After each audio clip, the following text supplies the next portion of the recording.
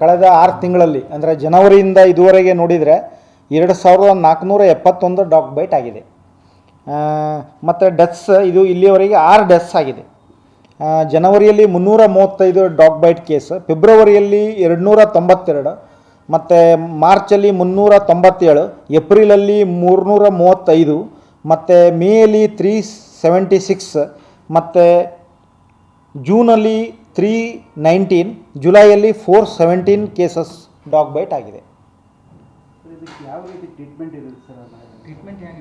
ಇದಕ್ಕೆ ಡಾಗ್ ಬೈಟಲ್ಲಿ ನಾವು ಡಾಗ್ ಬೈಟಕ್ಕೆ ಆ್ಯಂಟಿ rabies injection ಏನು ಮಾಡ್ತೇವೆ, ಬಂದ ಕೂಡಲೇ ನಮ್ಮಲ್ಲಿ ಕ್ಯಾಸುವಲ್ಟಿಯಲ್ಲಿ ನಾವು ಏನು ಮಾಡ್ತೇವೆ, ಬಂದ ಕೂಡಲೇ ಆ್ಯಕ್ಚುಲಿ ಡಾಗ್ ಬೈಟ್ ಕೇಸಲ್ಲಿ ಫಸ್ಟ್ ನಾಯಿ ಕಚ್ಚಿದ ಮೇಲೆ ಇಮಿಡಿಯೇಟ್ಲಿ ವಿದಿನ್ 24 ಅವರ್ಸ್ ಒಳಗೆ ಅವರು ಅದು ವ್ಯಾಕ್ಸಿನ್ ತೊಗೊಳ್ಬೇಕು. ಆ್ಯಕ್ಚುಲಿ ಜನ ಏನು ಮಾಡ್ತಾರೆ ಅಂದರೆ ಒಂದಿನ ನಿಗ್ಲೆಕ್ಟ್ ಮಾಡ್ತಾರೆ. ಯಾರಿಗೂ ಯಾಕೆ ಡೆತ್ ಆಗ್ತದಂದರೆ ಒಂದು ಸಲ ರ್ಯಾಬೀಸ್ ಬಾಡಿಯಲ್ಲಿ ಪಸರಿಸಿದಾದ ಮೇಲೆ ಏನೂ ಟ್ರೀಟ್ಮೆಂಟ್ ಮಾಡಿದರೂ ಅದು ಫಲಕಾರಿ ಆಗೋದಿಲ್ಲ. ಹಾಗಾಗಿ ಏನು ಮಾಡಬೇಕು, ಇಮಿಡಿಯೇಟ್ಲಿ ಜನರಲಿ ನನ್ನದು ಕಳಕಳಿಯ ವಿನಂತಿ ಏನಂದರೆ, ಯಾವಾಗ ಡಾಗ್ ಬೈಟ್ ಅವರಿಗೆ ಆಗ್ತದೆ ಇಮಿಡಿಯೇಟ್ಲಿ ಅವರು ರನ್ನಿಂಗ್ ವಾಟ್ರಲ್ಲಿ ವಾಶ್ ಮಾಡ್ಕೋಬೇಕು. ಸಲೈವ ಏನೇ ಇರ್ತದಲ್ಲ ಅದನ್ನು ರನ್ನಿಂಗ್ ವಾಟ್ರಲ್ಲಿ ವಾಶ್ ಮಾಡಿಕೊಂಡು ಇಮಿಡಿಯೇಟ್ಲಿ ನಮ್ಮ ಆಸ್ಪತ್ರೆಗೆ ಬಂದರೆ ನಾವೇನು ಮಾಡ್ತೇವೆ, ಇಲ್ಲಿ TT ಇಂಜೆಕ್ಷನ್ ಮತ್ತು ಆ್ಯಂಟಿ ರ್ಯಾಬಿಸ್ ಇಂಜೆಕ್ಷನ್ ಕೊಡ್ತೇವೆ. ಅದು ಯೂಶ್ವಲಿ ಅದೊಂದು ಕೋರ್ಸ್ ಇರ್ತದೆ, 5 ಇಂಜೆಕ್ಷನ್ ತೊಗೊಳ್ಬೇಕು. ಅಂದರೆ 0 ಡೇಸ್ ಮತ್ತು 3 ಡೇಸ್, 5 ಡೇಸ್, 7 ಡೇಸ್, 15 ಡೇಸ್ ಹೀಗೆ ಕೋರ್ಸನ್ನು ನಾವು ಅವ್ರಿಗೆ ಕೊಡ್ತೇವೆ.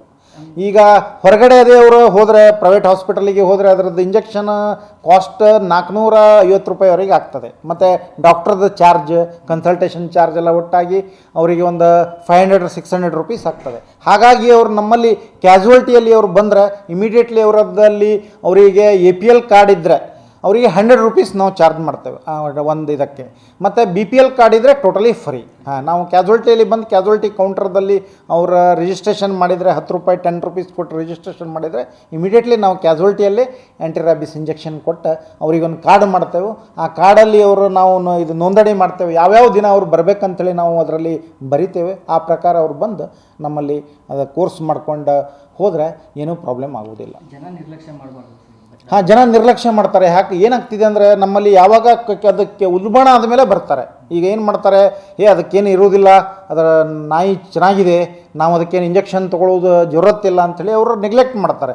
ಒಂದು ಸಲ ಅದರ ರ್ಯಾಬಿಸ್ ಬಾಡಿಯಲ್ಲಿ ಆವರಿಸಿದ ನರಮಂಡಲ ಅಂದರೆ ಮೇಯ್ನ್ ಅಂದರೆ ಅದು ಮೆದುಳಿಗೆ ಎಫೆಕ್ಟ್ ಮಾಡ್ತದೆ. ಒಂದು ಸಲ ಎಫೆಕ್ಟ್ ಮಾಡಿದ ಮೇಲೆ ನಾವು ಏನೂ ಮಾಡಿದ ಎಷ್ಟೇ ಟ್ರೀಟ್ಮೆಂಟ್ ಕೊಟ್ಟರು ಆ ರೋಗಿ ಗುಣಮುಖ ಆಗೋದು ಸ್ವಲ್ಪ ಕಷ್ಟ ಸಾಧ್ಯವೇ ಇದೆ.